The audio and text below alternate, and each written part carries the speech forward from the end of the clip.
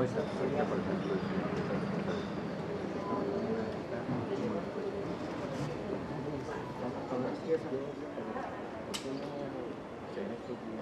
no conozco personalmente.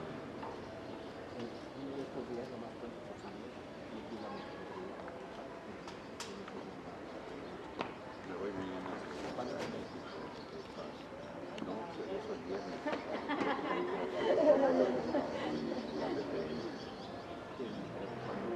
Sábado estoy ocupado, domingo. Muy buenos días tengan todos ustedes. El Centro Cultural Comunitario Nenúfar y La Bigotona les dan la bienvenida a la presentación del libro El Cártel Judicial, Radiografía de un Poder Fallido, de Jesús Lemus Barajas, editorial Grijalvo. Al más puro estilo de las organizaciones criminales, como si se tratara de un cártel, solo que esta organización no opera desde la clandestinidad. Se cambiaron las castas de seguridad por juzgados, los centros clandestinos de mando por lujosas oficinas, los uniformes de faena, armas y carrilleras por togas, jurisprudencias y amparos. Todos los juzgadores caminan empoderados, intocables, sin ser molestados o cuestionados por la opinión pública. Así opera el Poder Judicial. Es para mí un honor presentar a un gran periodista de investigación, con más de 30 años de experiencia y 13 libros publicados, entre ellos Los Malditos, El Licenciado, El Fiscal Imperial, La Pluma de Puente Grande, Jesús Lemus Barajas. Contamos con la presencia de dos grandes presentadoras morelenses, Yasmín Moreno, comunicóloga, educadora ambiental e integrante del colectivo Voz de las Resistencias, y Samantha César, integrante de Radio Comunitaria Amilcinco 100.7 FM y Frente de los Pueblos de Defensa de la Tierra y el Agua, Morelos, Puebla y Tlaxcala. Sin más preámbulo, cedo la palabra a las presentadoras. Híjole, buenos días todos. Sí. Me tocó ser la primera. Pues un gusto, agradecer la invitación, agradecer a Jesús también, compartir este libro. Yo no soy morelense, soy como adoptada morelense. Llevo 10 años viviendo en la comunidad de Amilcingo, una comunidad en el estado de Morelos y el oriente de Morelos. Y bueno, gracias. Cuando leí este libro, sí fue así, le decía hace rato a Jesús, acabé mareada, ¿no? Porque justo creo que eso es el gran aporte que hace Jesús, en el sentido de que de una manera exhaustiva, con datos precisos, el libro nos muestra cómo opera este cártel judicial, ¿no?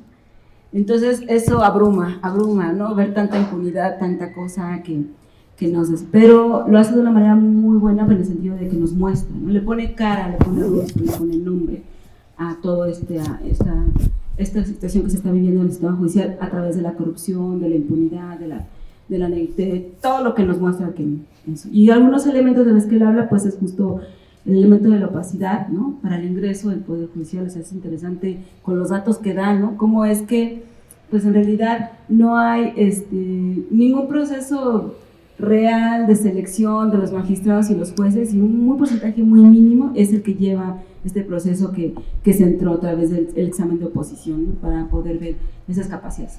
La mayoría de los que ocupan esos cargos son por nepotismo, por relaciones, por compadrazgos, por todas esas dinámicas que existen en este sistema judicial, y justo pues van representando una clase privilegiada. Ya sabemos los excesivos sueldos que tienen los magistrados de la Suprema Corte de Justicia, ¿no? Mucho más que el presidente.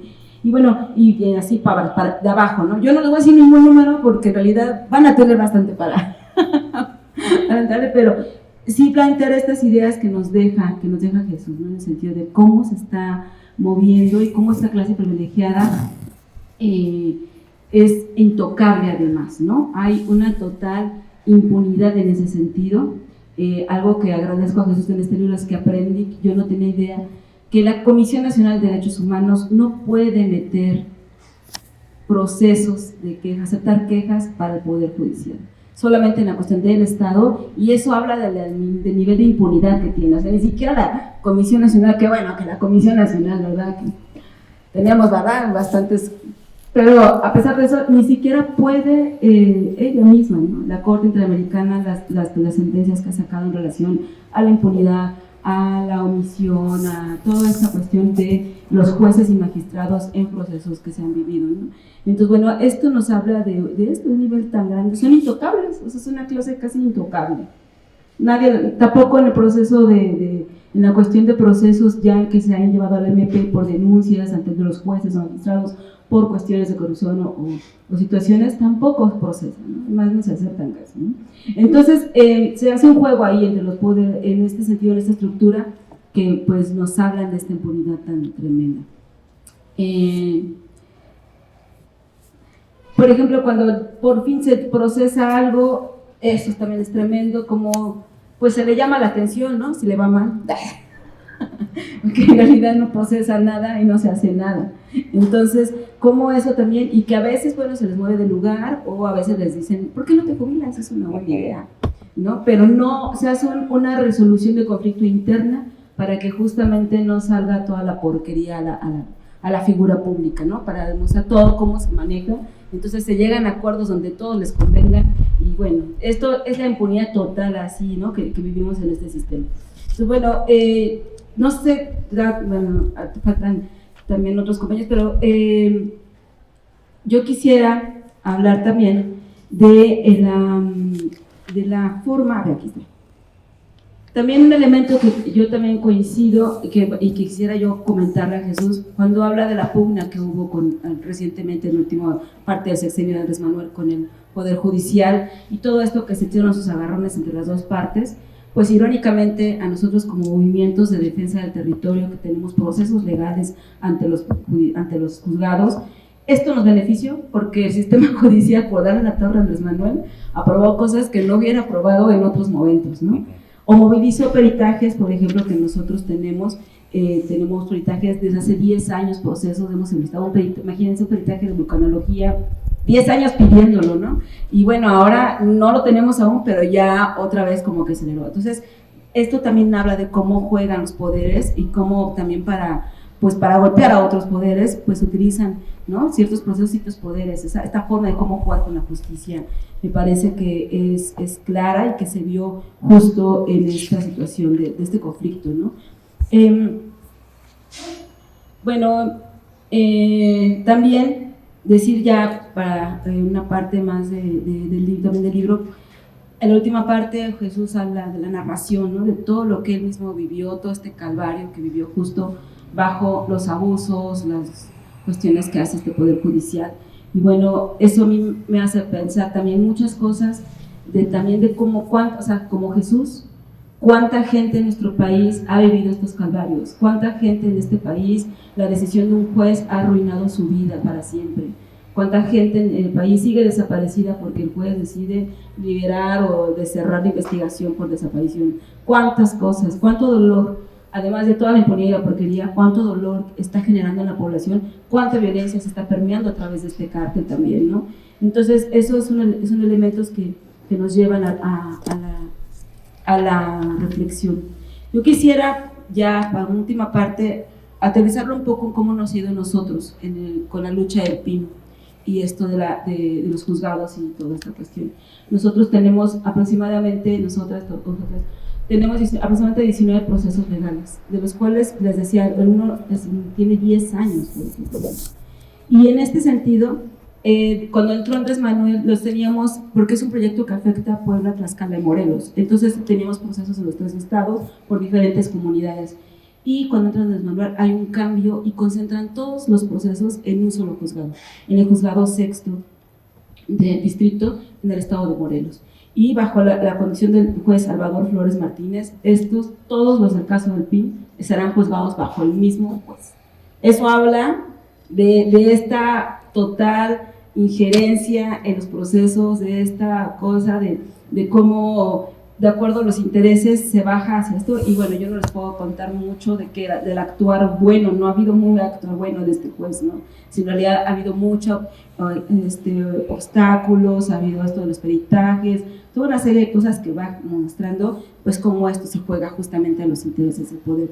Y también lo otro que ha pasado, que tiene que ver con lo de la Fiscalía de Investigación y el caso de Sammy Flores como periodista, Ahora recientemente hemos logrado que se asuma desde la Fiscalía Especial contra Delitos contra la Libertad de Expresión, pero fue una lucha que se hizo durante años, no fue por la buena onda ni de la Fiscalía, y la Fiscalía de Morelos, yo diría que también ahí pues es otro cártel, ¿no? Que hay y que está gravemente, que lo estamos, sabemos los que vivimos en Morelos, cómo están divididos estos poderes, y entonces eso también genera violencia en las comunidades, y la investigación de Samir, por ejemplo, todos los 4 años y medio que estuvo aquí en la Fiscalía del Estado de Morelos, la Fiscalía no salía de su decisión de solo investigar a Samir por la cuestión del crimen organizado, así como ignorando las otras líneas que eran por defensor de derechos humanos, por comunicador comunitario, por el conflicto que se tenía en la comunidad por UNESCO. O sea, otras líneas que se lograron poner también por la lucha social,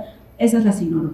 Durante 4 años y medio, incluso generó esto, como también dice aquí, cómo van generando la justicia para su beneficio, venganzas, ¿no? Contra la esposa, siempre está, mira qué tan mal que se murió su nombre, Góngora Pimentel, ¿no? Y todo lo que le hizo su esposa, o Gers Manero con su cuñada. Bueno, esta forma de cómo generar delitos también acá, y culparon a una persona de asesino material, una persona que se encontraba en ese momento detenido por una cuestión vial en Guerrero, ¿no? Y él ha demostrado eso al juez, esas pruebas, y el juez las ignoró y aún así lo acusaron, ¿no? Entonces, yo no sé si es culpable o no, lo que estoy diciendo es cómo se obvian se ignoran pruebas o cómo se construyen pruebas también, ¿no? Entonces, bueno, pues eso, ¿no? Que vivimos, por eso, ya para cerrar, vivimos en realidad creo que más bien en un narcoestado, ¿no? Un narcoestado que tiene control de todos los poderes, que están relacionados y están generando procesos de violencia. Hay una guerra declarada contra los pueblos, contra la ciudadanía. Hay una guerra no de baja, de alta intensidad contra todas y todos nosotros. Los números son tremendos, y esto tiene que ver por todas las complicidades y las formas y los favores que están relacionados los 3 poderes hacia los diferentes grupos criminales que están en nuestro país. Entonces, nada, así que gracias, Jesús, por ese trabajo, de verdad. Esta investigación profunda con datos específicos, ahora sí que tiene los pelos de la burra en la mano, y eso se agradece mucho, ¿no? Se agradece mucho justo para demostrar toda la porquería que se está manejando desde los poderes y cómo los ciudadanos estamos en un proceso de indefensión total, ¿no? Y que nos toca organizarnos ante eso, porque las instituciones no nos van a cuidar, no nos van a respetar. Toca pensar como ciudadanos qué vamos a hacer ante estos poderes que nos están matando y traicionando, ¿no? Pues gracias, era todo mi palabra.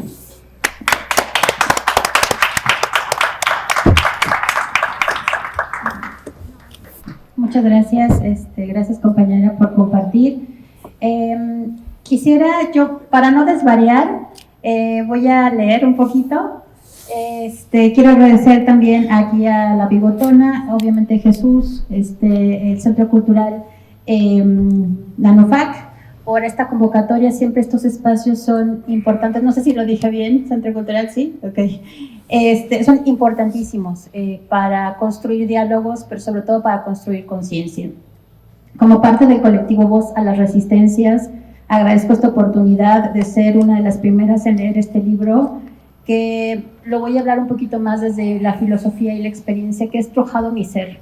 Como dice la compañera, el tener estos datos, el leer nombre y apellido históricamente a lo largo de cómo se ha realizado este sistema lleno de contrariedades, sí te mueve y te hace pensar y repensar el papel que uno está haciendo.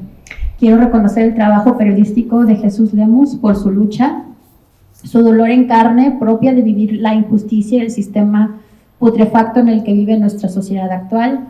También gracias a Joan Sibila, que formamos parte de este colectivo, por compartir este espacio, por tu poesía que también mueve entrañas y canaliza fuerzas para seguir a pesar de todo. Jesús Lemus, entre tanto lenguaje decidiste hablar con la verdad. Desmenuzaste con nombre y apellido la historia, la memoria colectiva que muchos de nosotros no tenemos aún consciente. Hablaste con la verdad que duele, que sangra, que arde y quema, esa que muy pocos se atreven a decir.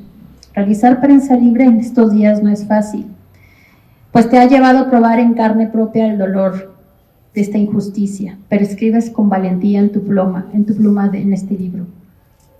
Jesús Lemus en una de sus páginas escribe: una sentencia injusta se vive y duele cada minuto de cada día. Una sentencia sin pruebas, sin estudios y sin razón puede a veces ser más dañina que una ráfaga de rifle AK-47. Es agonía, el dolor de una sentencia injusta que nadie quiere vivir en carne propia y que la compañera ha mencionado y que muchos de nosotros sabemos de compañeros que han perdido la vida o de compañeros inocentes que han sido menguados o les han quitado su libertad. Jesús, y aquí entran mis preguntas, después de tanto dolor, ¿qué se necesita para poder llegar a esto? A pesar de todo lo que has vivido, ¿qué te fortalece para seguir haciendo este periodismo libre? Algunas de las preguntas y que yo observo en sus lecturas previas que también hemos tenido en el colectivo es, sin lugar a duda, Jesús tiene agallas. Es un ser de agallas que inspira. No cualquiera lo hace. Tu fuerza, tu tenacidad, tu valentía nos impulsa a mover y a tejer estas colectividades en las que estamos. Tú sabes que no estás solo. A pesar de todo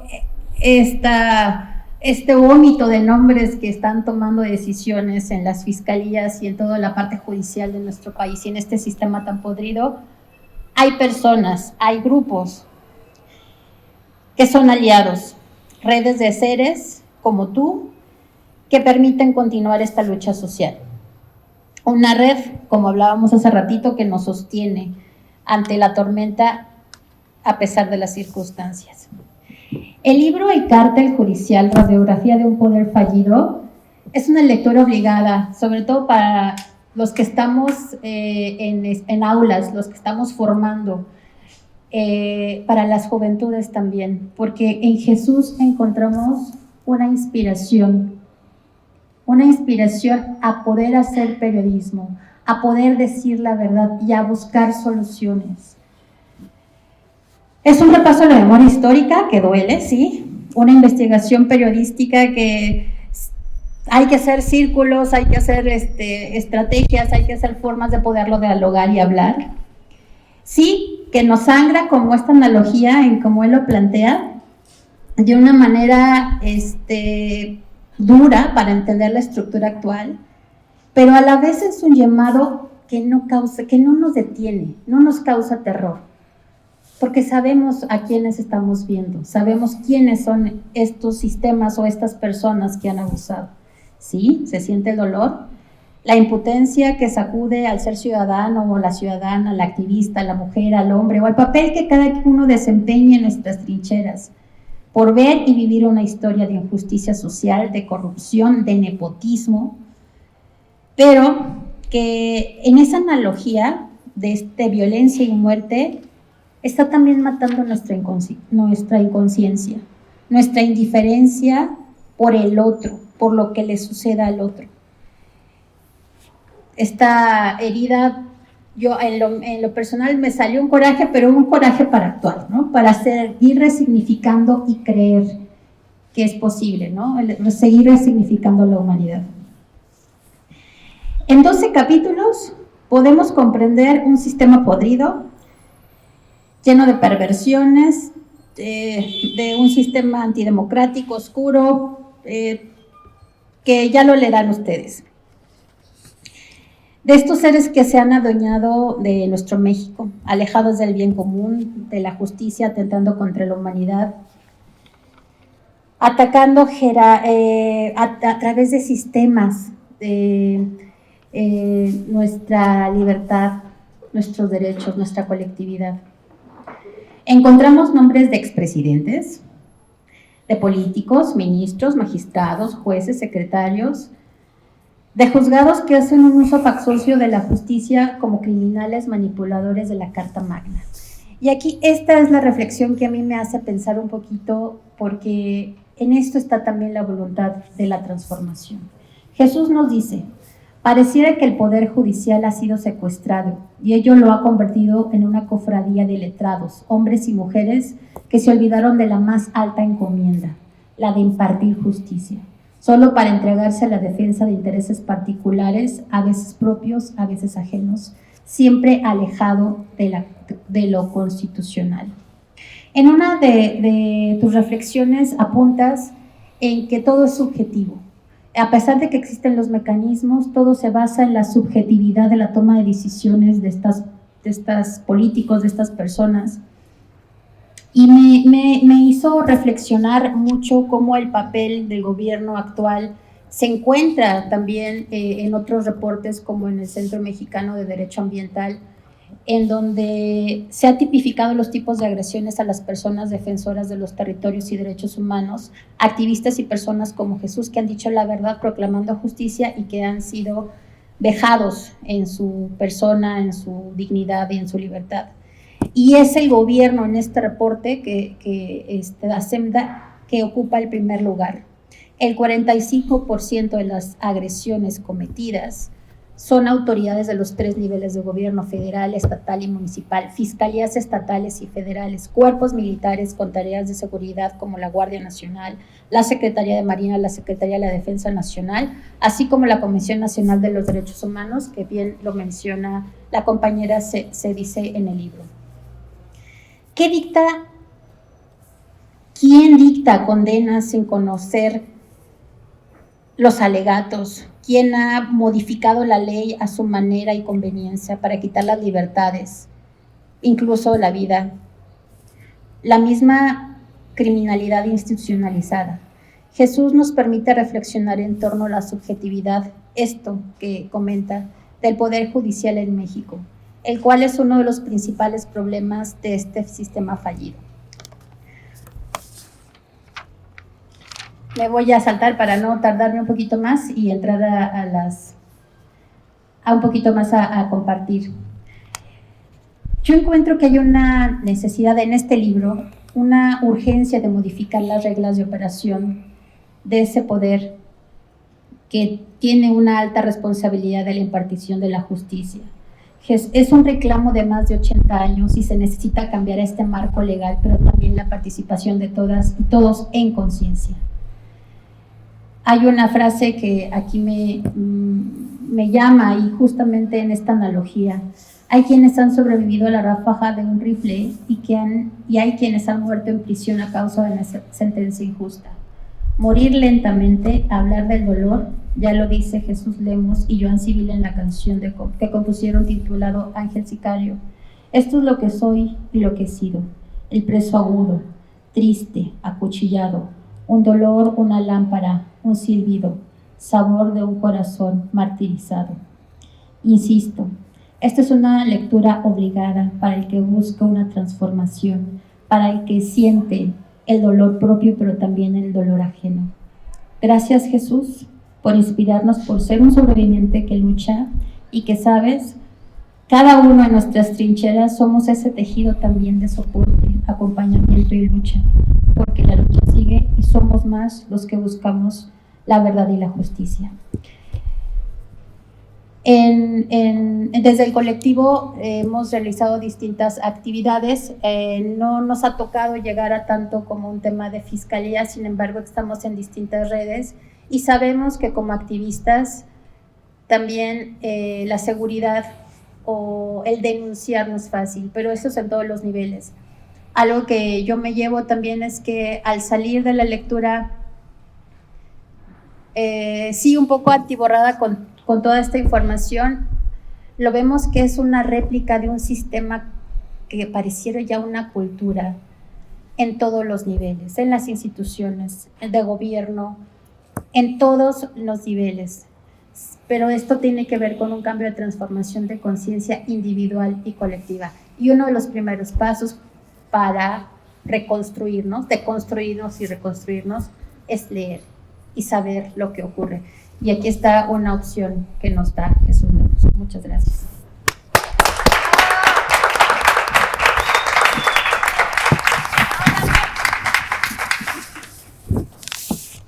Bueno, pues muchas gracias por estar esta mañana con nosotros, por tomarse este tiempo para platicar. Yo agradezco, por supuesto, las maravillosas palabras de Samantha y de Yasmín. La verdad es que estos son los verdaderos premios al periodismo que debemos de tener los mexicanos que hacemos periodismo, cuando alguien de tu propio gremio tiene esta capacidad, tiene la capacidad de decir, esto me gusta por esto, y reconocer el trabajo de un periodista, creo que esa es la mejor forma de cómo podemos avanzar en México, y esa es la mejor medalla al mérito periodístico. De veras, gracias compañeras por sus palabras que motivan para seguir haciendo lo que estamos llamados a hacer, que a final de cuentas es información. A final de cuentas, un periodista, hoy hay una revuelta grande de que si quién es periodista, que si quién hace periodismo, que si qué es el periodismo. Y la verdad que es muy simple, un periodista trabaja para la gente, no trabaja ni siquiera para él. Es más, un periodista ni siquiera es el dueño de la libertad de expresión, ni siquiera es el dueño del libre ejercicio periodístico. El periodista solamente es un conducto, es un canal, porque realmente el verdadero dueño son ustedes, la sociedad, la gente para la que trabajamos. Sin embargo, a veces la prostitución del dinero, a veces el equívoco de la fama, muchos periodistas se inclinan y se sienten ellos merecedores, y se sienten policías, y se sienten jueces, y se sienten ministerios públicos, y se sienten con una cercanía tanto al poder que poco a poco van olvidando esto que estamos haciendo. Platicar con nuestra audiencia, hablarle de frente, decirle qué nos pasa, qué sentimos. Los periodistas también tenemos problemas, los periodistas también tenemos situaciones que a veces la propia audiencia nos puede ayudar a resolverlos, y no hablo en términos económicos, hablamos de solidaridad, de respaldo, de la red de protección que decía Jazmín, esa red de protección que tanto se necesita, esa solidaridad que se necesita, así como del gremio, necesitamos que haya una solidaridad en el gremio, que nos protejamos, que nos cubramos, que nos ayudemos, que creemos esa red de apoyo. Esa red de apoyo también debe estar incluida en algunos nodos, por supuesto, la sociedad, porque la sociedad, tenemos una sociedad, una audiencia un tanto desmotivada a veces por la mala práctica del periodismo, y es una sociedad que se vuelve también un tanto hipócrita, un tanto la comunidad a la que le servimos, para los que trabajamos. En ninguna parte del mundo, y yo lo había platicado con muchos periodistas de otras partes del mundo, en ninguna parte del mundo un periodista es agredido cuando quieres exponerle la verdad. En México, los periodistas que queremos hacer periodismo, que decimos la verdad, nos mientan la madre y nos dicen que somos chayoteros, y siempre hay factores, siempre hay sectores de uno o de otra parte de la sociedad, de la izquierda, del centro, de la derecha, de cualquier lado, que piensan que nosotros debemos estar alineados con la izquierda, con la derecha o con el centro, y eso no es posible. El periodista tiene la única finalidad de servirle a la sociedad, pero luego a veces esa sociedad nos olvida, y en lugar de reconocer que estamos sirviéndole, nos mientan la madre y nos persiguen y nos humillan y nos dejan solos, porque también es una sociedad que le exige al periodista: no recibas dinero oficial, no recibas chayote. Está bien, ok, pero si no recibo chayote, si no recibo dinero, ¿tú me compras mis libros? ¿Tú me compras mi revista, mi periódico, mi espacio radiofónico, mi volante que saco? ¿Tú visitas mi portal en el que publico la información para que le des like y monetizarlo por lo menos en el Facebook, Twitter, YouTube, etcétera? No. La sociedad te pide, te reclama: pinche periodista chayotero. Ok, ¿y a cuántos periodistas les ayudas? A nadie. Entonces también es una llamada de conciencia a la sociedad, de la que tenemos que estar también en comunión. La sociedad necesita llevar buenos periodistas, los periodistas necesitan estar acompañados también de buenas audiencias. Entonces, creo que por ahí podemos comenzar este discurso. ¿Por qué les platico esto? Porque hoy en México estamos en una encrucijada dentro del periodismo, y en esa encrucijada justamente tienen mucho que ver los poderes fácticos, sobre todo los poderes de la República, el legislativo, el ejecutivo y el judicial. Y nuestra labor, aunque con mucho trabajo, en los últimos años nos ha costado democratizar a dos de los tres poderes. Nos ha costado para democratizar el poder judicial, perdón, el poder ejecutivo y el legislativo, pero no hemos podido democratizar al poder judicial, que se ha convertido en una casta aparte y que se han convertido en un grado menos que Dios para poder hacer su labor. Y nadie los cuestiona, y nadie les pregunta, y nadie les reclama, porque ni siquiera sabemos quiénes son. En México no existe la figura del juez sin rostro, porque sería un absurdo, pero técnicamente tenemos jueces sin rostro. Es más, ni siquiera sabemos dónde comienza una demarcación judicial y dónde termina una demarcación judicial. Nadie sabe dónde es un distrito judicial y dónde termina un distrito judicial. Son asignaciones que por voluntad propia o por decisión propia el Consejo de la Judicatura se toma. De aquí a aquí va a ser el distrito tal y de aquí a aquí le corresponde a este juez y ellos se distribuyen. No sabemos, si hoy estuviera aquí, y reclamando la presencia de un juez, ¿a qué juez le debo de decir? No sé, es más, no sé dónde están las oficinas del Poder Judicial. Y ese es el grueso de la población. No sabemos dónde están las oficinas del Poder Judicial, no sabemos qué juez, es más, no sabemos si podemos ir y pedir algo ante un juez. Es tan opaco el Poder Judicial que de ellos se han valido justamente muchos corruptos dentro del Poder Judicial. Y ese es el gran problema. El Poder Judicial no todo está corrupto. Yo en este trabajo encuentro que 8 de cada 10 jueces sí están hasta el cuello en la corrupción. Pero 2 de cada 10 jueces se pueden salvar y hacen una labor porque no encuentras un elemento que los critique o que los señale o los apunte de complicidades con la corrupción. Y eso es importante porque se puede salvar el caso del Poder Judicial. Yo vengo a platicarles hoy, les vengo a presentar este texto del Poder Judicial, porque creo que es un texto que en suerte, me ha tocado que en suerte salga justamente en un timing muy puntual.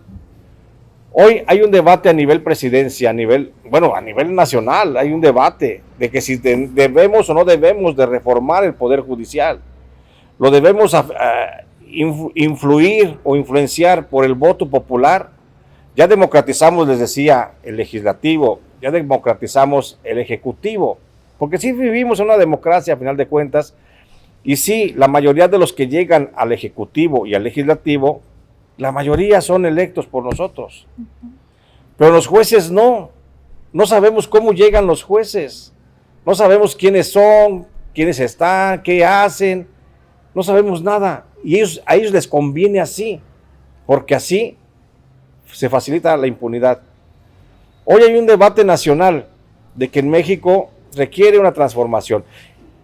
No quiero hablar de política, pero tengo que decir que el presidente de la República ha dicho que se requiere una reforma al Poder Judicial porque ganan más que él, porque tienen fideicomisos que son muy opacos, por supuesto, y porque es una clase privilegiada la que está por encima del grueso de la sociedad. Estoy de acuerdo con eso. Creo que el presidente López Obrador ha dado en el punto. Estoy de acuerdo con eso. Y el presidente ha dicho, se necesita afectar con el voto a los que integren el Poder Judicial, votar los ciudadanos. Estoy de acuerdo con él porque actualmente, es más, si alguien se sabe el nombre del Poder Judicial, el nombre del juez de este distrito judicial, le regalo los libros que quiera. No lo sabemos. Si alguien se sabe, que me diga 3 nombres de magistrados de este circuito judicial que es el estado de Morelos. No lo sabemos. Pero si a alguien le digo, ¿quién es el secretario de Gobernación o la secretaria de Gobernación? Sí lo sabemos. ¿Quién es el secretario de Seguridad Pública de la localidad? Sí lo sabemos, porque estamos muy atentos y así nos hemos formado. El presidente ha hecho una gran sacudida de la conciencia al decir, tenemos que democratizar. Ok, me parece bien, pero lo que yo no estoy de acuerdo es justamente de que el presidente quiera circunscribir toda la corrupción que se da dentro del Poder Judicial solamente a eso, a que son corruptos, a que tienen fideicomisos y viven como una casta dorada. No, hay algo mucho más profundo, hay mucha corrupción. Miren, en este texto que lo comencé yo como a acariciar en el 2011 cuando salí de la cárcel. Porque yo estuve en la cárcel y me aventé 3 años y 5 días por la decisión de un juez corrupto que sin ninguna prueba, nomás porque se lo pidió Felipe Calderón y nomás porque se lo pidió Genaro García Luna, a mí me encarceló 3 años y me acusaron de ser jefe del narcotráfico en Michoacán. Que yo era el jefe de la familia michoacana y que yo, todos los narcotraficantes hacían lo que yo les decía porque pues yo era el mero capo. Y no nomás eso, que yo también andaba por el resto del territorio nacional delinquiendo, trasegando. La prueba del Poder Judicial es que me encontraron una cuenta bancaria que tenía 3,500 pesos y que era producto del narcotráfico. Y eso, más lo que dijo un policía que me secuestró, que era mi informante, porque yo le pagaba 200 pesos la nota. Él me pasaba las fotos, Ángel Ruiz Carrillo, un comandante corrupto de la Policía Ministerial de Guanajuato. Yo le pagaba 200 pesos cada vez que me daba fotografías y los datos de los muertos. Esa era mi fuente informativa y un día me cita y me dice que me quiere pasar una foto y me secuestra y me lleva y yo ya fui presentado ante el Ministerio Público como acusado de grandes delitos. ¿Por qué me llevaron a la cárcel? Porque cometí la osadía o la pendejez de haber dicho que la hermana de Felipe Calderón le hablaba, la hermana Luisa María Calderón Hinojosa, le hablaba por teléfono a Servando Gómez Martín Latuta, el jefe de la familia michoacana. Y se hablaban por teléfono. Y es una cosa que el propio Servando Gómez, cuando fue detenido, lo reconoce. Y hay audios, hay videos en YouTube donde él reconoce que hablaba por teléfono con la hermana de Felipe Calderón.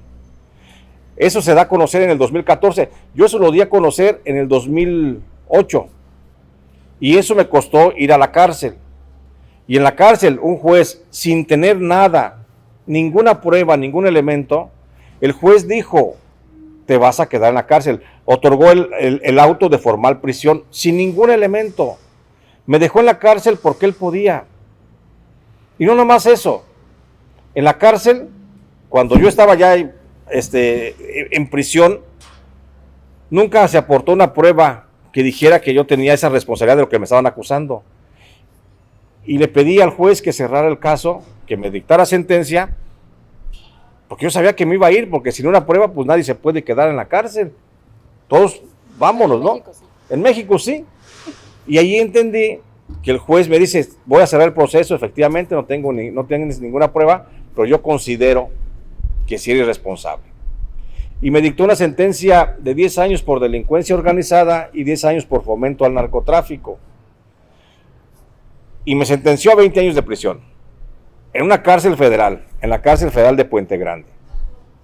Y yo me pasé los siguientes meses pensando que me iba a morir en la cárcel, porque eran 20 años. Me la dictó en el 2008, yo saldría hasta el 2028. Entonces, me la dictó en el 2010 y yo estaría saliendo hasta el 2028, porque fui detenido en el 2008. Bueno, el caso es que yo pensé y me quedé pensando de que yo iba a estar en prisión y que estaba yo ahí por un juez corrupto. Cuando estaba en ese proceso, asesinaron a mis abogados. Los que me defendían, los asesinaron y me quedé sin defensa. Y yo solo me tuve que defender. No hubo nadie, ningún abogado que quisiera ayudarme, que quisiera meter las manos por mí. Y como quiera, presenté mi apelación, me valí de muchos presos que estaban en la cárcel, porque las cárceles están llenas de los mejores abogados y los mejores poetas. Los mejores abogados, los mejores poetas que conozco han sido presos que han estado en la cárcel.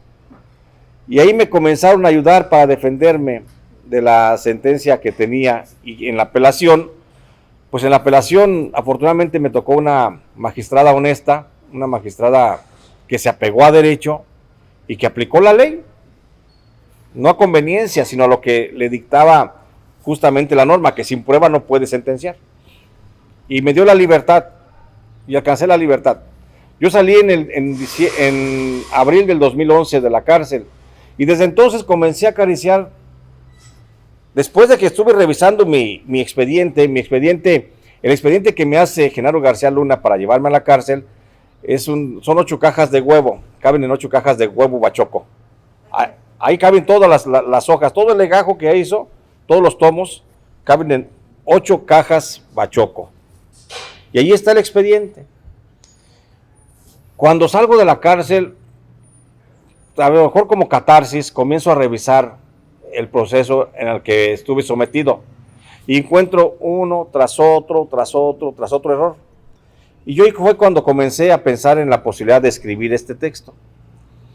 Y como todos mis trabajos los voy haciendo con mucha calma, con mucha anticipación, porque tengo como 7 trabajos siempre a la vez, y ahora le aviento para acá, y escribo un poquito acá, y escribo un poquito a este, y van saliendo.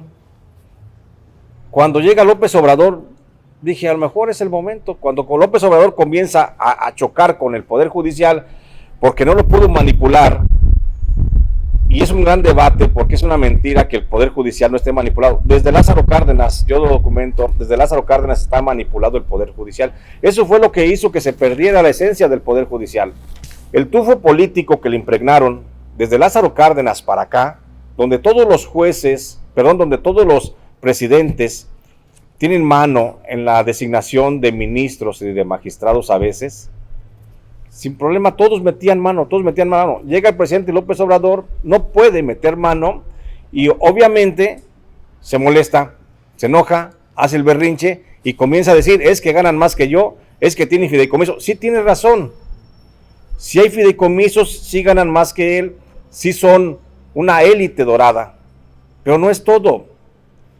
Yo encuentro y comienzo a revisar desde el 2020, comencé a darle prisa, porque la intención es que yo platico como con 50 presos y que me cuentan sus procesos judiciales y cómo están detenidos y cómo hay presos que llevan 32 años que no reciben sentencia. ¿Saben cuánto le cuesta cada proceso judicial por cada año que está detenido en las salas, en cualquier sala? Le hablo del Poder Judicial Federal. Por cada por cada proceso que se detiene un año, está costando un aproximado de 2.300.000 pesos al erario, a nosotros, a ustedes, a mí, a los que pagamos impuestos. ¿Por qué? Porque un proceso detenido en la fiscalía, a la fiscalía le cuesta trabajo, horas hombre, le cuesta movimiento, le cuesta... O sea, no es que tengan que pagar por ese proceso, pero le cuesta por el movimiento de los ministerios públicos, la ocupación de ellos, las instalaciones, todo. La Fiscalía General de la República tiene un costo aproximado por año por proceso penal de 1.100.000. Y el Poder Judicial de la Federación, por cada proceso que se detiene un año, le cuesta 1.200.000. En suma, con lo que cuesta la Fiscalía y con lo que cuesta el Poder Judicial, estamos hablando de que cuesta 2.300.000 pesos cada proceso que está ahí congelado. Por ejemplo, este caso del que está detenido y que tiene un proceso de 32 años sin sentencia, le está costando al México, ¿qué les gusta? 70 millones de pesos. Si ya se lo habían dado a alguien, ya lo habían sacado de la pobreza.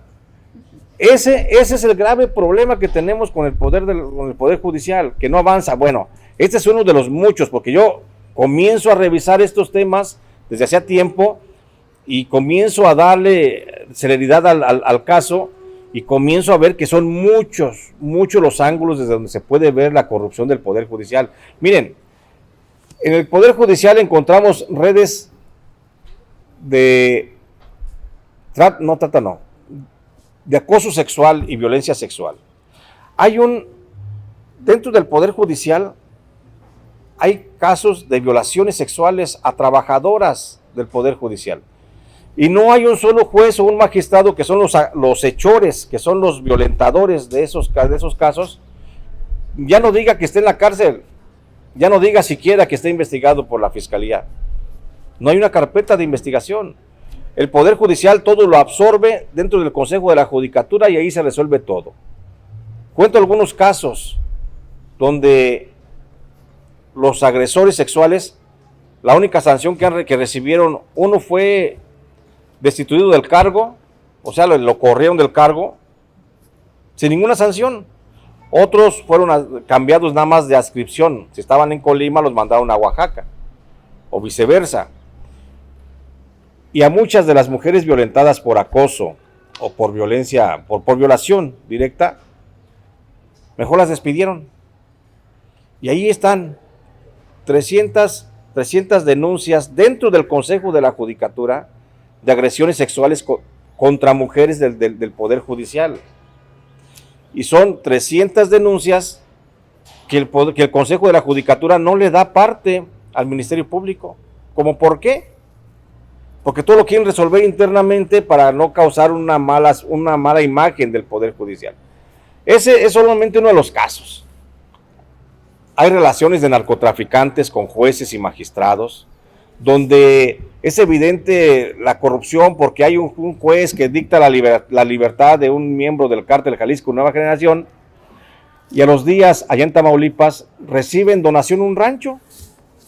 En donación. Eso no es lo increíble. Lo increíble es que nadie le pregunta quién te lo dio. Simplemente lo da de alta en su declaración patrimonial y con eso ya lo legaliza. Y el Consejo de la Judicatura no le pide ninguna explicación de cómo se hizo de esa propiedad. Y así pasa con muchos jueces y magistrados que al año siguiente, después de ciertas liberaciones de poderosos miembros de los grupos criminales, resulta que reciben en donación. Hay una señora que recibió, creo que es en Tepic, en Nayarit, que recibió la donación de un edificio. Así de la noche a la mañana. Y lo más común es eso, donaciones de casas, de terrenos o de vehículos. Y así lo manifiestan, donación de un vehículo tal, vehículos de lujo, no, sí, vehículos de lujo. Y están donados. Y el Consejo de la Judicatura no pregunta, no investiga, no hace nada. Y hay eso, y hay nepotismo, hay redes donde magistrados llegan a tener en su propia oficinas de 25 plazas que tienen, en un tribunal, por ejemplo, hay un juez, un magistrado en Durango que tiene 17 familiares, hermanos, hermanas, sobrinos, cuñados, tiene creo que hasta la esposa y a la amante juntas, o es su segunda esposa, las tiene juntas. O sea, y eso, como esos casos, hablamos de que por lo menos unos 600 jueces y magistrados tienen algún tipo de parentesco trabajando con ellos. Un hermano o dos hermanos, o el tío o el papá, por lo menos 600. El nepotismo, ¿cómo lo castigamos y cómo lo sancionamos en el Poder Judicial, en el Poder Legislativo o en el Poder Ejecutivo? Si vemos que el hijo del diputado está trabajando en tal lugar, lo señala la prensa y lo señala la gente, y dentro hay hasta contralorías que verifican justamente que no se dé el nepotismo. Allá, en el Poder Judicial, no pasa nada, se cubren, se protegen. Es más, hasta atestan los nombres de los que están siendo señalados por nepotismo dentro del Poder Judicial.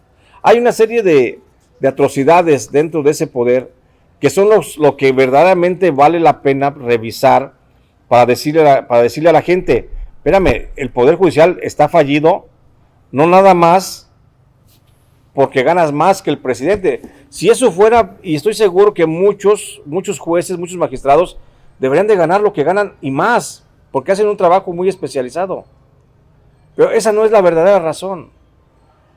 López Obrador dice que hay que cambiar el poder judicial, y estoy de acuerdo, hay que modificarlo, pero lo hace por una venganza política, lo hace con una intencionalidad política, lo hace porque quiere mover las cosas a su voluntad.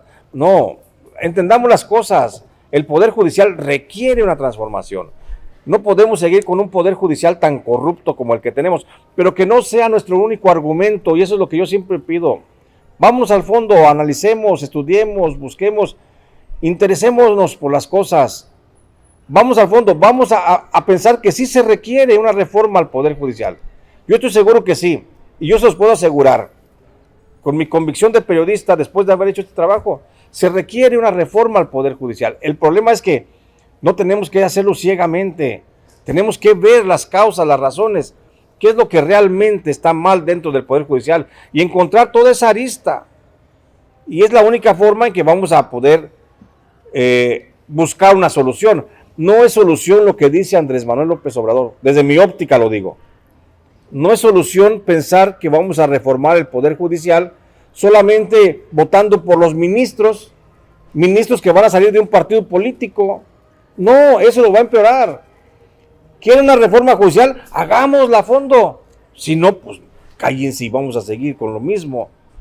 Eso es lo que yo planteo en este texto.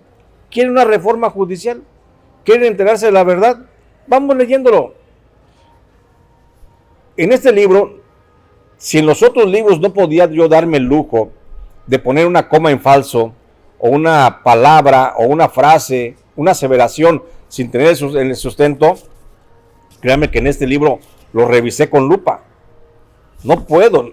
Oiga, estoy señalando a los dueños de la justicia, los que aplican la justicia, los que pueden dictar órdenes de aprehensión.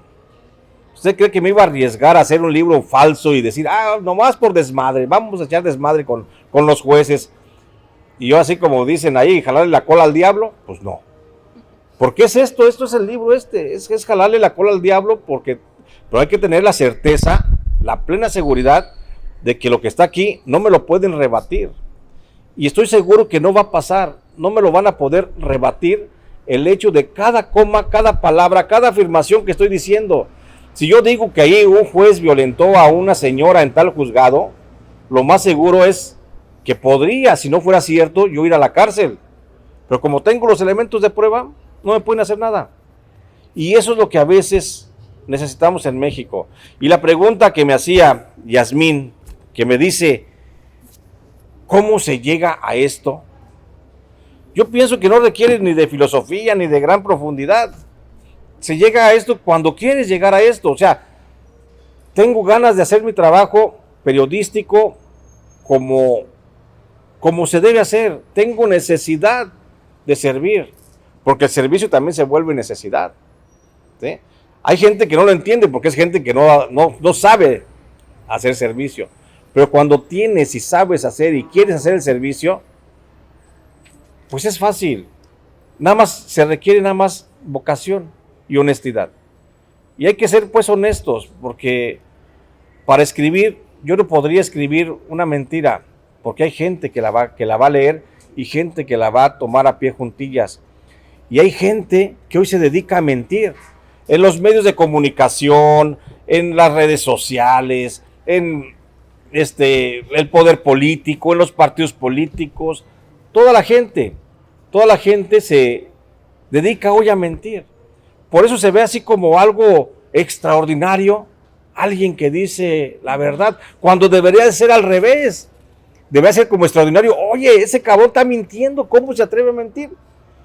En lugar de ver, oye, estos güeyes están diciendo la verdad, estos periodistas de hoy están diciendo la verdad, ¿cómo se atreven a decir la verdad? Creo que debería ser como al revés, pero lo hemos normalizado tanto, la mentira y el engaño desde el poder, cualquiera que sea, que entonces cuesta trabajo entender que a veces sí habemos gente que nos atrevemos a decir y que tenemos que decirlo y que nos han quebrado el hocico y nos lo van a seguir quebrando, pero no nos van a callar. Que creo que eso es lo más importante que quiero yo infectar con este libro, de que no nos van a callar, no nos pueden callar. Mire, a mí me han querido matar, me han querido secuestrar, ya me encarcelaron. Tengo protección federal, no puedo andar solo. Tengo que andar acompañado de los muchachos que me ayudan muchísimo. ¿Sí? Pero en un país como México, yo creo que en lugar de estar pensando en tener jueces sin rostro, se debería pensar en tener periodistas sin rostro, porque sirve más un periodista anónimo, que no lo conozca la sociedad y que no sepan quién es, sirve mucho más siempre y cuando, porque va a decir la verdad, sirve más que un juez anónimo, que un juez sin rostro. Eso es lo que pienso que deberíamos de hacer, cuidar y proteger los que estamos haciendo este tipo de trabajo. De veras, miren, yo donde me paro, siempre mendigo eso, siempre estoy mendigando eso, Acompañen a sus periodistas.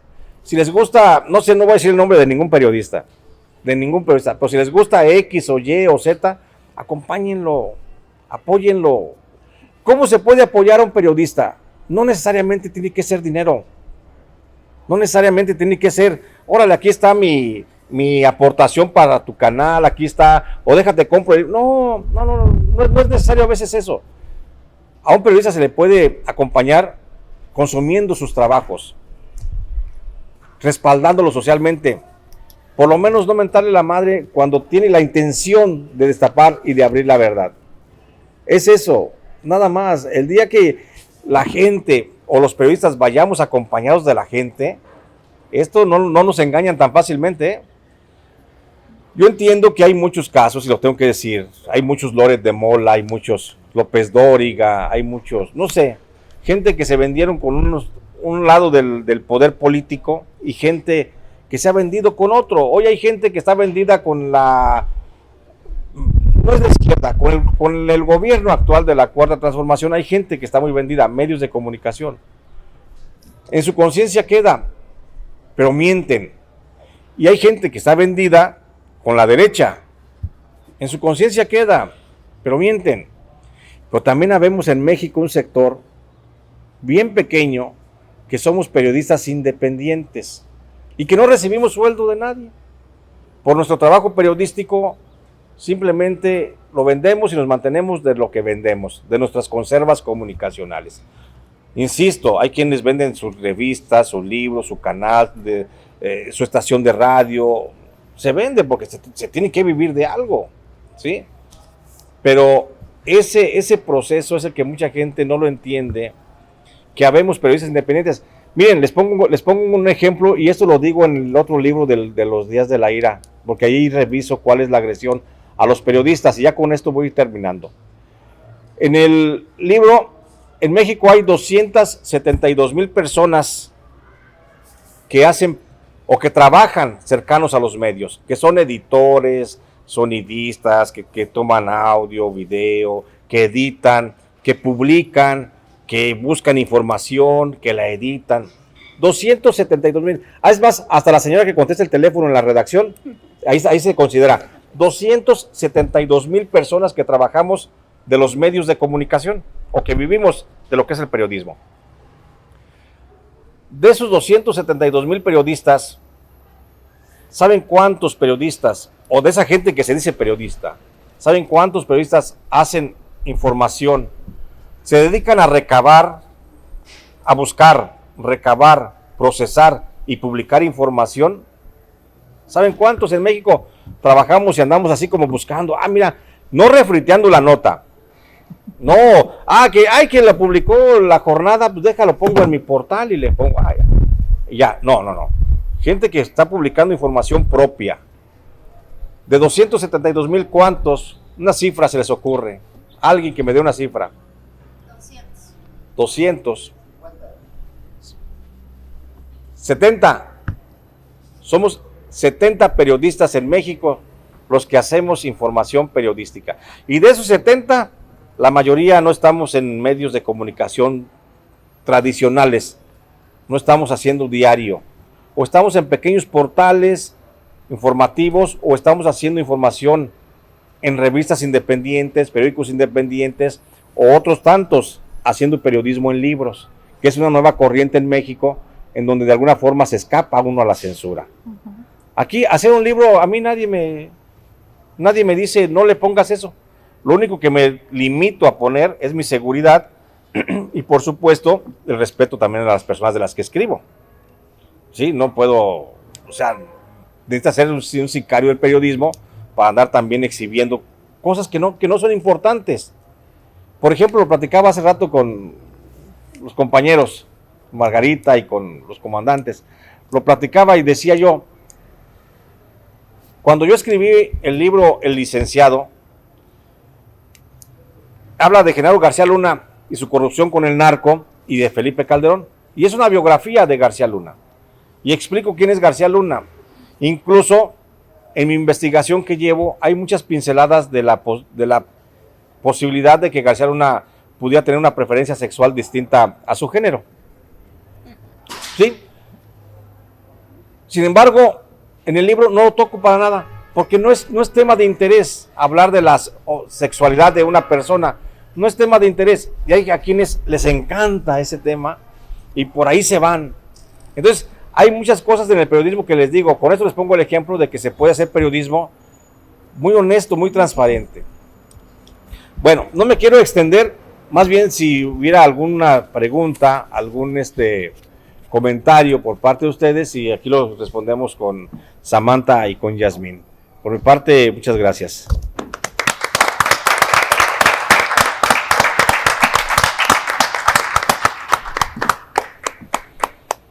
¿No hay nada? ¿No?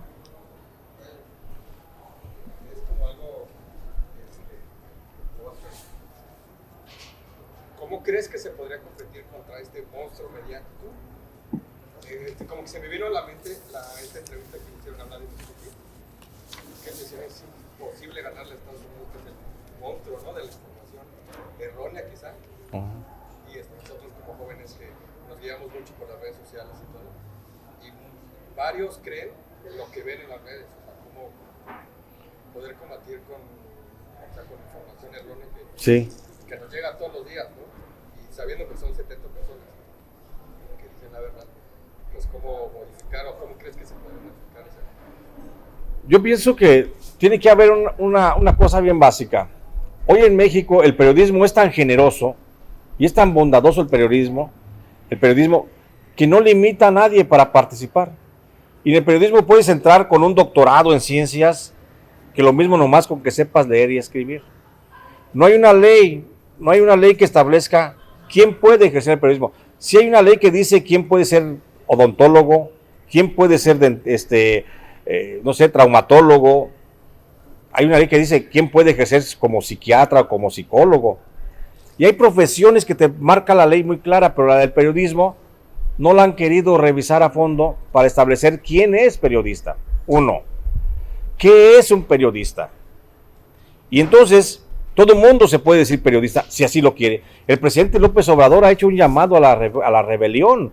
Ha dicho que todo el mundo con un teléfono celular en la mano puede ser un reportero. Espéreme, no. O sea, hay mucha diferencia.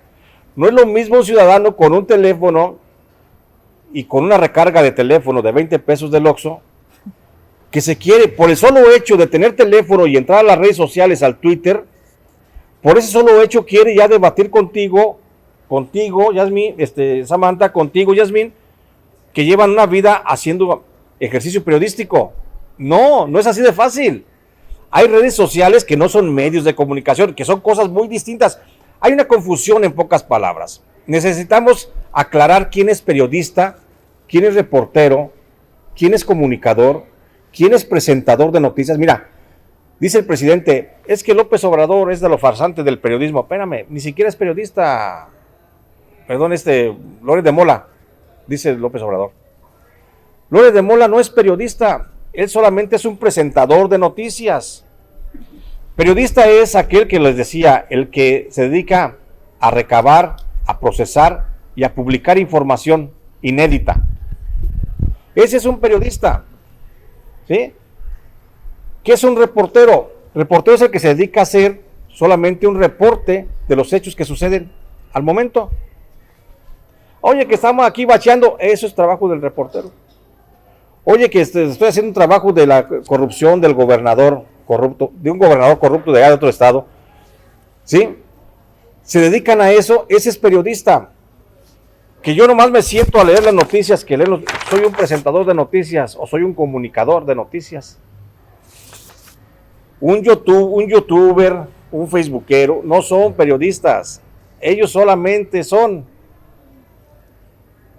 a lo mucho, comunicadores. Porque están comunicando algo, sí, pero la información que publican no es información de ellos, no sale de su peculio, no es más, no les costó trabajo, es más, y es un robo hasta la información, porque yo conozco periodistas de pueblo, de lo más apartado, que sus noticias se las roban en la jornada, y la jornada presenta reportajes de un periodista del norte de Puebla, que se partió la madre, que fue, buscó el trabajo, investigó, hizo un trabajo que le duró a lo mejor 3 días, pero ¿cuánto le invirtió en los 3 días?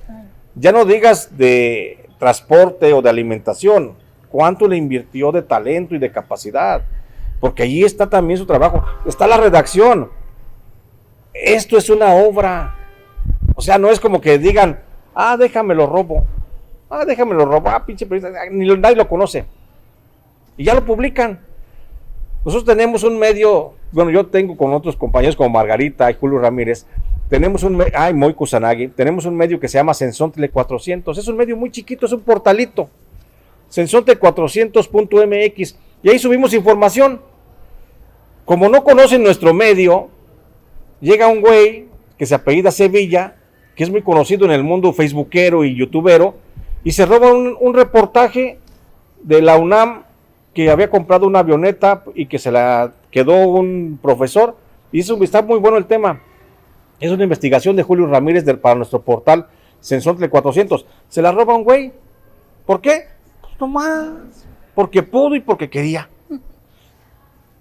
Y la presenta públicamente en medios como Twitter, como Facebook, como YouTube, como si fuera de él, con ese descaro. O sea, eso nada más refleja en qué grado estamos. Sí, porque si hoy yo saco una nota informativa, si yo hoy saco un reportaje de mi peculio propio, de mi investigación, sin problema me lo roban. ¿Y quién me lo roba? Las grandes cadenas nacionales. Oye, en Televisa, en TV Azteca, en ADN 40, en Reforma incluso, tienen visores exclusivos para ciertos portales y ciertos medios de comunicación del interior de la República. Oye, ¿qué dice, no sé, el Machete de Chiapas? Pues dice que el EZLN, de ahí. Toman la información, le dan una llamadita a un especialista y ya tiene su reportaje. Ese es el robo de la información. Bueno, por eso les digo que nos surge a nosotros tener una definición como qué es un periodista. Que lo establezca. ¿Saben por qué? Porque la Ley Federal del Trabajo está definido qué es un carpintero, qué es un panadero, qué es un chef, qué es un ebanista, qué es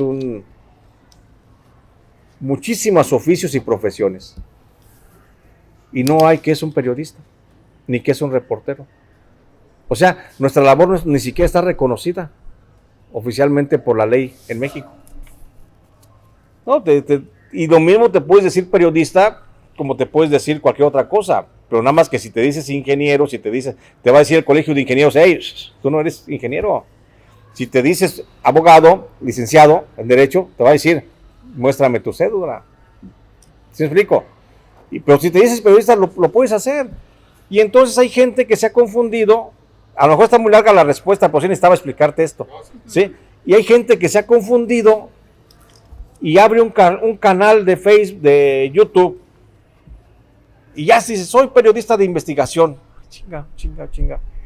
Soy periodista de investigación, porque estás transmitiendo a través, pero ojo, no estás haciendo periodismo. Yo tengo un canal de YouTube, por cierto, los invito a que me sigan, se llama así, j.jesuslemos.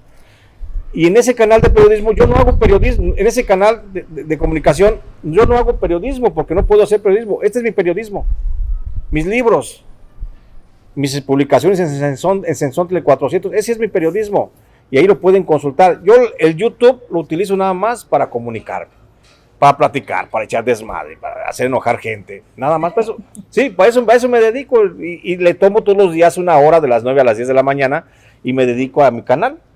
Así es. Pero no es, de ninguna forma, no es un canal periodístico. Este es el periodismo que hago. Yo no soy reportero, fui un tiempo reportero cuando hacía reportes. Ya no hago reportes, ahora soy periodista porque hago periodismo, investigo, voy, recabo información, la proceso y la publico. Eso es el periodismo. Periodismo no es pararte en un canal de YouTube y decir, soy periodista de investigación. No, eso no es periodismo, porque a mí mañana me pueden quitar el YouTube o el Facebook y el Twitter y todo, y yo voy a seguir haciendo periodismo en libros o en otras cosas. Pero quítenles a muchos que están en las redes sociales, quítenles su canal, dónde han publicado, dónde van a publicar. Esa es la gran diferencia, que la gente no la vemos, y la gente no la ve esa diferencia porque el discurso oficial ha dicho que las benditas redes sociales. Y entonces muchos piensan que de esa forma le sirven al presidente y crear una especie de fauna informativa. Sí, una especie de fauna informativa que se volvieron así como lo digo en mi libro aquel, textoservidores o textoservidoras. Se volvieron a eso, sirven solamente a través del texto y se benefician del noble oficio del periodismo diciendo que somos periodistas. Lo que yo pienso que se puede hacer para todo esto sería, y esa será la respuesta muy breve, ¿no? Sería modificar, o más bien establecer una ley de reconocimiento periodístico en México. Y ahí, con esa ley, te quitas de problemas. ¿Que eres periodista, que no eres periodista? ¿Sí eres o no eres? Oye, ¿cumples con tales normas? ¿Estás recabando, procesando y difundiendo información propia? ¿Eres periodista? ¿No haces eso? Discúlpame, es como si tú quisieras, oye, quiero poner aquí un consultorio de médico. ¿Tienes cédula para ejercer la profesión? No, pues entonces no. Es tan simple como eso. Pero el gobierno no quiere. ¿Por qué no quiere hacer el gobierno eso? Y no hablo de ningún partido, de veras se los juro. Yo no milito ni estoy de acuerdo con ningún partido porque son un vicio los partidos. Eso los partidos lo hacen porque utilizan a este sector de los medios de comunicación siempre a favor. De una u otra forma están, órale, jalan para acá y jalan para acá. Y hace cada gobierno que llega al poder, cada gobierno que está creando su propia, como les digo, su propia fauna informativa. Ellos dicen, intelectuales orgánicos, son fauna informativa que a final de cuentas es fauna que te causa un problema.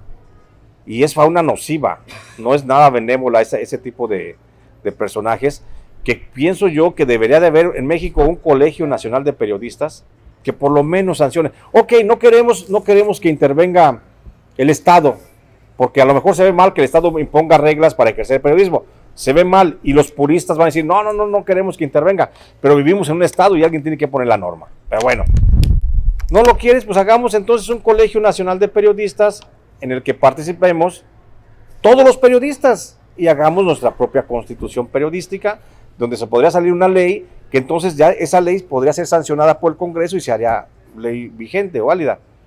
Pero ¿sabes cuándo nos vamos a unir los periodistas en México?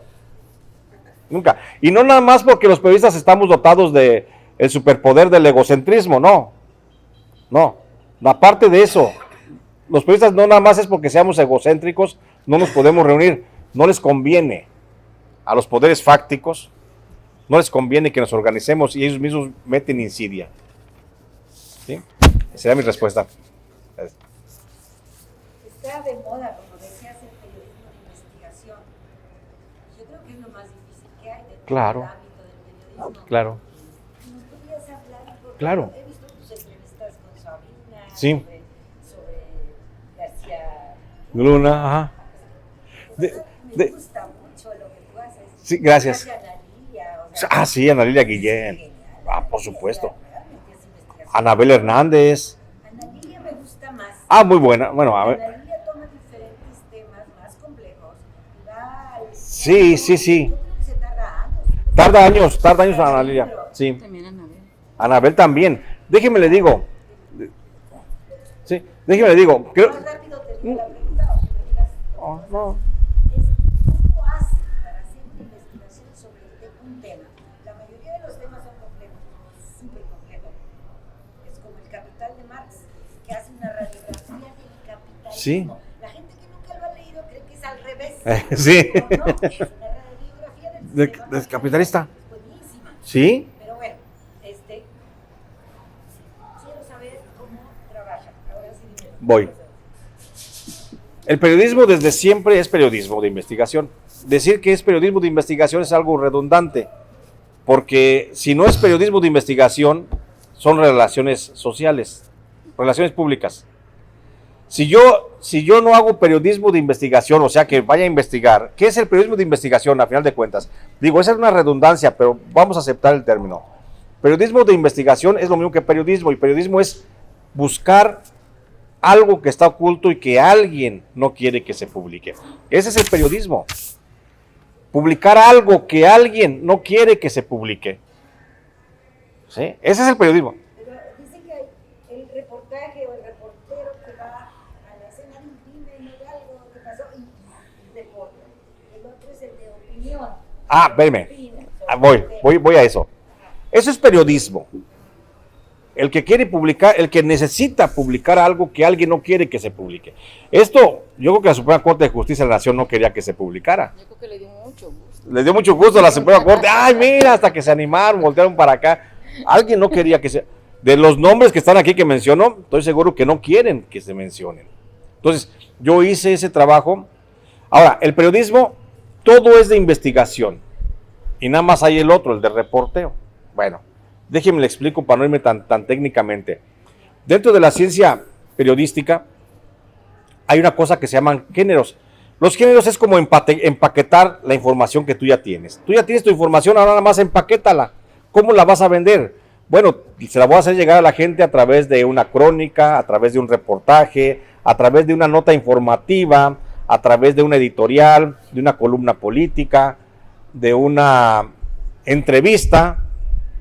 Creo que son todos. Se llama géneros informativos esos. Reportaje, columna, entrevista, editorial. Todos los géneros informativos del periodismo se dividen en dos partes. En informativos y en opinativos.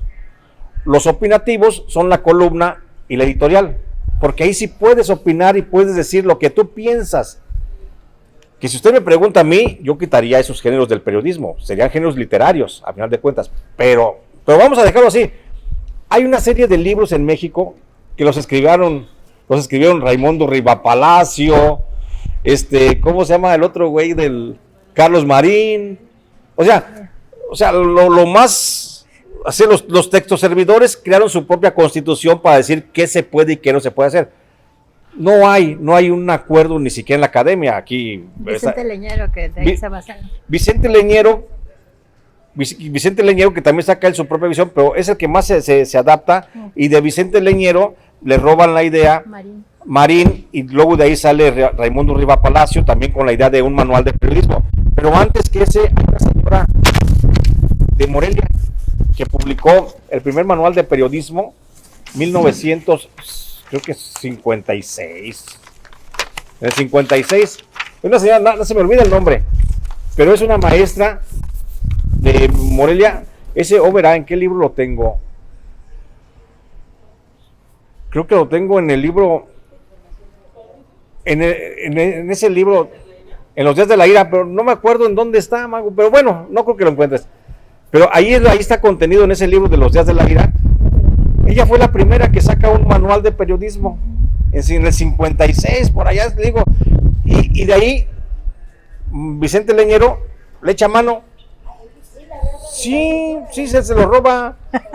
Sí, no, es que hay una serie de mitos de héroes. Julio Scherer, el gran, y eso lo toco ahí en el libro el de Julio Scherer, lo tienen como héroe por el hecho de que se reunió con el Mayo Zambada. El Mayo Zambada en realidad lo utilizó. No. ¿Lo encontraste? Ah, no, Mago. Wow. Ay, Mago. Es que Mago lo leyó. Sabe todos tus libros. Sí, es Mire, le leo los libros de manuales de periodismo que hay. Y ahorita le voy a decir cuál es. Los libros más utilizados en las escuelas de formación de los nuevos periodistas, que apenas contienen bosquejos de formación de la conducta ética, son Manual de Periodismo de Carlos Marín, Manual de Periodismo de Carlos Marín y Vicente Leñero, Secretos de la Entrevista de Gabriel Bauduco, él es un español, digo un argentino. Bauduco, Manual de Periodismo Televisivo de Mónica Diana Gutiérrez González, Periodismo de Teodoro Torres, Arte y Sentido del Periodismo de E.D. Koblenz, el Periodismo Teoría y Práctica de Nicolás González, Periodismo Urgente de Ricardo Rafael, Redacción y Periodismo de Daniel Castillo Briones. El ejercicio del periodismo es el ejercicio del periodismo de Silvia L. González Longoria. Ella es la primera que hace un manual de periodismo allá por el 56, y ella es oriunda, creo que es de Morelia, Michoacán. Y de ese libro, pese a que menciono todos los que están acá, viene una lista más larga, de ese libro se van nutriendo todos y cada uno, como dicen en mi pueblo, chinga su madre que no le aumente. Y todo le van aumentando normas y normas y normas al periodismo, hasta los que hacen. Yo he estado tentado a hacer un manual de periodismo también, pero sería más bien, lo que yo quiero hacer es el antimanual del periodismo, porque en lugar de aprender tenemos que desaprender muchos vicios, ¿sí? Exactamente, tenemos que comenzar a desaprender el periodismo para poder empezar a aprenderlo. Entonces, eso es bien importante. Entonces, volviendo al punto, esa es la forma en que se hace. Bueno, estos son como los manuales de periodismo, pero en eso se divide en todos esos géneros y todos coinciden en los géneros, porque la señora dijo, pues hay estos géneros. Yo pienso que hay géneros opinativos y informativos. Opinión, el que omite su opinión sin ninguna rigurosidad, y el informativo con una rigurosidad muy cercana a la científica, porque aplican el método científico, ¿sí? Aplican el método científico se aplica al momento de la investigación y se va como por ahí haciendo esa dualidad. Y ahí salen esos métodos, esos géneros del periodismo.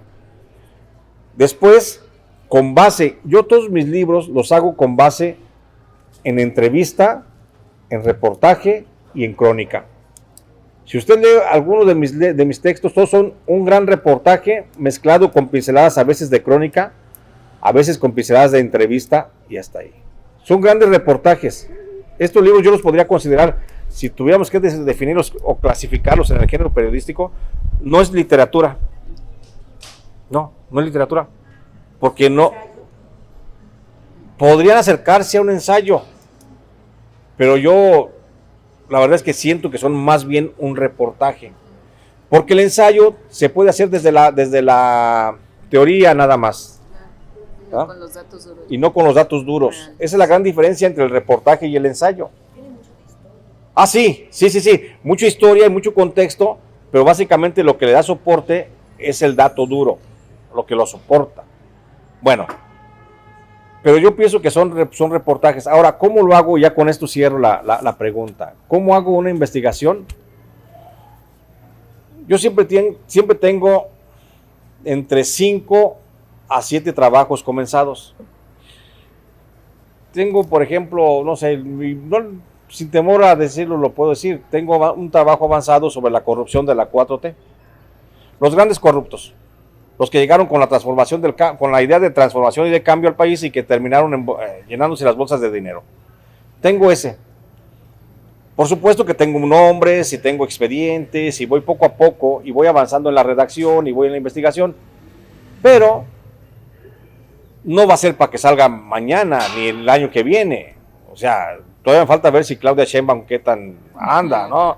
O sea, todavía viene un periodo que a lo mejor lo estaría sacando como por mediados del año de mitad del sexenio de Claudia Sheinbaum, porque hay mucho que trabajar y a final del sexenio van a salir muchas cosas y va a haber muchos movimientos. Bueno, le puedo decir que tengo otro que se llama, le estoy dando mis secretos ya, no importa, tengo otro que se llama, que es la historia general del narcotráfico, y ahí voy, ahora me cayó este documento, o ya ando en tal parte, pues aprovecho y de una vez visito la biblioteca, o de una vez veo al fulanito que iba a ver y al que me contactaron y de una vez le saco la información que me iba a dar. ¿Sí me explico? O, ya me llegó la carta de un señor que está en la cárcel y que estaba esperando la que me llegara. Entonces, pues voy muy lento. Entonces, siempre hay un trabajo periodístico en puerta. ¿Cómo selecciono mis trabajos periodísticos? Los selecciono diciendo, a ver, ¿de qué se está hablando y qué no se está? ¿De qué se está hablando que no se está diciendo lo que es o de qué no se está hablando? Esa es la primera pregunta. ¿De qué no se está hablando y qué es un gran tema nacional hoy? Hoy, por ejemplo, un gran tema nacional es la relación del ejército con el narcotráfico. No se está hablando. Es un buen tema. ¿Sí? Hay que buscar y comienzas con 2, 3 hojitas y vas teniendo tu archivo. Y llega un momento en que el libro ya está tan maduro que dice, ya es hora. Porque no es locura. Los libros le hablan a uno. Es en serio. No es locura, en serio. Se lo digo de cierto. Los que Claro, que le eches, sí, justo lo mismo, el libro pide y dice, ay, este ya está por nacer, este ya más, ¿qué me falta? Pues ya me falta esto, y está el timing para acá, se avienta uno. Y así es como a mí me ha dado mucho resultado hacer este tipo de cosas, y además como no tengo otra cosa más que escribir, no tengo otra cosa que hacer más que escribir, me pongo y escribo y no pasa nada, me levanto yo unas madrugadas, me pongo a escribir y a veces todo el día ando así como jubilado rico, paseándome por aquí, por allá en la calle, buscando, pensando. Llega la noche o la madrugada y me pongo a escribir. Y hay veces que llega la musa poética o pues literaria y comienzo a escribir. Y en sí y hay veces que no se para ni para más. Y ahí estoy sufriendo también, mientras me emborracho. ¿O sí? Bueno, yo les agradezco muchísimo esta posibilidad. Perdón. Nada más que le voy a pasar el micrófono. Adelante, sí, adelante. Sí. Sí, soy Reinhard Zinkowski, estoy llegando de Königsberg a Kaliningrad. Lo que pasa en esa historia a mí me deja inquieto. Estoy buscando buscadores. Eso es interesante para mí, ¿no? Porque hay gente que sabe tanto y hay un dicho, hay más palabras que dinero de inflación como en la Argentina, etc. Eso no. Y yo me pregunto, ¿no? Yo viví y trabajaba con niños en la calle, en favelas en Brasil, y entre otros, de Paulo Freire, allá pasé 14 años trabajando, y la historia es, Paulo Freire indica reflexión más acción. Si dejamos la acción, si no unimos y experimentamos, hay un filósofo, un budista dice, la verdad es la búsqueda de la verdad. Si tú sueltas muchas ideas, muchos conceptos y la gente queda en otro plano, ¿no? Y el pensamiento complejo, y no solamente pensamiento, también reflexión, piensa y medita y actuar, todo en conjunto. Y yo en particular era maestro de la secundaria y la universidad en Alemania. Después mi tesis doctoral fue eliminada del doctorado porque trabajé con migrantes, era sospechoso, era extremista. ¿No? Y colegas que estaban en el Partido Socialista o Comunista eliminaron. A mí no lograron, pero lograron quitar mi beca y yo tuve que encerrar. Lo que yo quiero decir, estoy desde los 80 aquí en América Latina, en Perú primero, tiempo desde el luminoso, en migrantes de la cordillera, pasé masacres, como actualmente en Palestina. Cuando yo nací, encontré el mismo escenario de Palestina hoy. Yo nací en la guerra y eso me persigue, pasé el colapso y también la brutalidad infinita, indefinida y así inmensurable. Y para mí, yo me pregunto, en un momento estamos sufriendo el colapso de civilizaciones y de los ecosistemas. Estamos en una historia muy precaria. Y si no dejamos todo para especialistas, para políticos, para gente de justicia, ese problema podemos esperar encima de eso. Para mí es cuestión de criando prejuicios. Hay el tema de saber. Primero solito, y los colegas el problema de medio ambiente. Los colegas pensaban que era psiquiatra, no me entendieron. Y en gran parte me siento hoy aquí en América Latina. Yo viví en Perú, en Brasil, ahorita en México. La gente piensa que la naturaleza es aparte de mí mismo. Somos células de un organismo vivo, como seres humanos, la Tierra entre las galaxias, todo es un conjunto. Y no podemos esperar ni de jornalistas ni de nadie que vaya a salvar las tierras. Si nosotros, desde el interior, desde amor, creando una cultura política, cultura de justicia, cultura ambiental, etc. ¿no? Si no lo logramos así más profundo y nos conmovemos con los problemas, con las especies, con las plantas, animales. Yo viví con quechuas, con amaras en Perú, con migrantes de la cordillera. Y era la filosofía, no existe un yo, y lo hago objeto. Observas. Voy a comprar ahorita No, de la es lluvia, ridículo, ese ¿verdad? Está bien bueno. Porque Está así bien chido. vivimos en comunidad. Gracias. Entregando todo a Gracias. alguien que es competente. Pero, Ah, sí, por supuesto. somos gobernadores de nuestra vida, de nuestro cuerpo, mi cuerpo también humano, mi cuerpo cósmico, es todo un cuerpo, ¿no? Si no logramos corregir este mito, el mito de progreso, es mito al cementerio, de modo como celebramos. Y hay un gran filósofo que aprecio mucho, era sacerdote y murió como budista, Raimundo o Raymond Paniker. Hablaba 17 idiomas, escribió en 7, tiene 3 doctores, ¿no? Y él indicó, si un mito nos causa daño, hay que desmistificar ese mito para reidentificar, dar otro sentido de vivir, abrazar otros rumbos, no solamente pick up y no sé, un coche, no sé, un título y no sé cuántos libros. No, mi último libro en alemán ahorita, Tierra, Hombre, Covadis, ¿a dónde vas?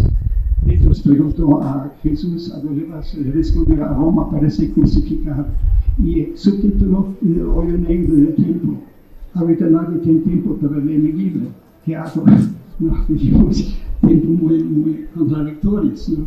Y la gente que habla bonito y no vive lo que habla, tampoco no me convence, ¿no? No solamente a mí, pero de modo, yo te agradezco y felicito por tanto historia brío y también tu coraje. Gracias. Yo hice una conferencia en Chapingo, ¿no? Holocausto a la mexicana. Hay más cosas colectivas comunes que en comparación de Hitler.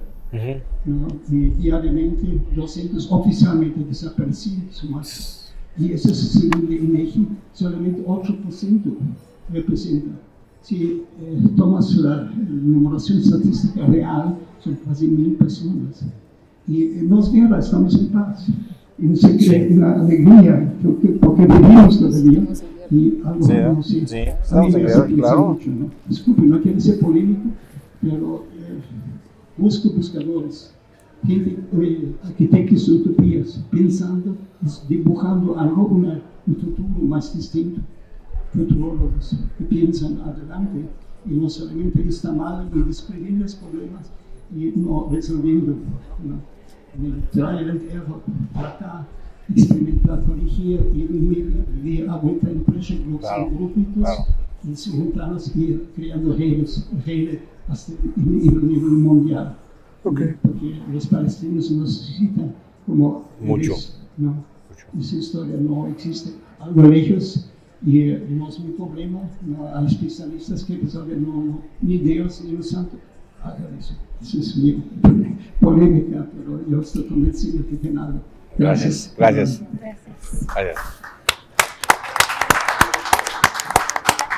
Ya, pues sí, ya. Muchísimas gracias por su participación. A continuación daremos apertura al programa artístico que diferentes colectivos programaron para esta presentación del libro. Muchísimas gracias y damos por concluida este momento. Gracias. Y pueden girar si gustan. Vamos a cambiar el escenario, ahora nos vamos a voltear para allá. Entonces pueden girar su silla y de aquel lado vamos a empezar a visitar Hombre, gusto para mí, piezas Samantha. musicales.